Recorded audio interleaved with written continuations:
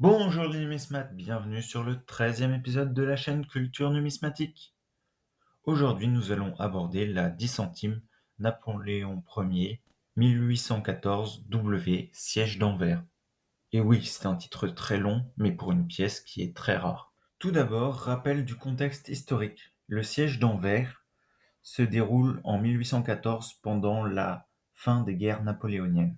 À l'époque, ce territoire, qui se situe en actuelle Belgique, était rattaché au Premier Empire.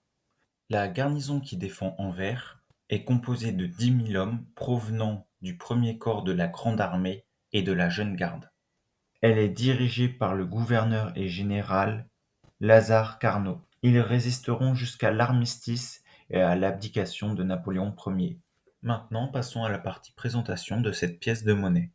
Ces monnaies ont été créées par les arrêtés du 10 et 16 mars 1814 par Lazare Carnot. Pour les rendre acceptables auprès de la population, il a décidé de leur donner un poids plus important que les monnaies de 1 décime, 25 grammes au lieu de 20, ce qui représente 40 pièces par kilo. Le dessinateur de cette monnaie est Ransonnet. C'était l'aide de camp de Lazare Carnot. Le graveur est Josephus Franciscus Walcott. Il possédait la fonderie métallique et l'atelier où ont été frappées les monnaies.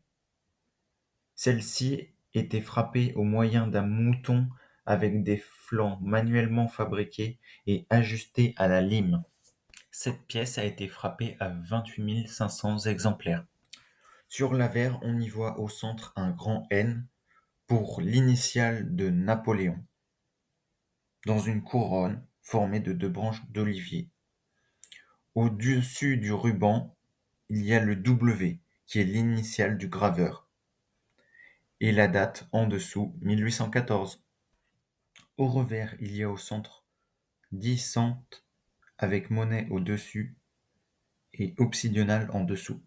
Le terme monnaie obsidionale est défini comme une monnaie de nécessité frappée durant un siège ayant une valeur fiduciaire, afin de permettre à la population de poursuivre leurs activités en l'absence d'assez de numéraire officiel, et aux garnisons placées pour défendre de faire face à leurs besoins de manière légale.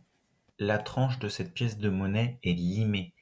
Elle fait à moitié comme si ça avait été fait dans l'urgence. Du moins, c'est mon impression que ça me donne.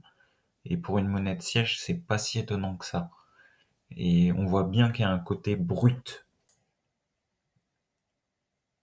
Personnellement, je trouve que cette pièce a une histoire fascinante et je ne la connaissais pas très bien avant de créer cette vidéo et j'ai appris beaucoup de choses en étudiant cette pièce sur l'histoire en particulier de la Belgique et d'Anvers.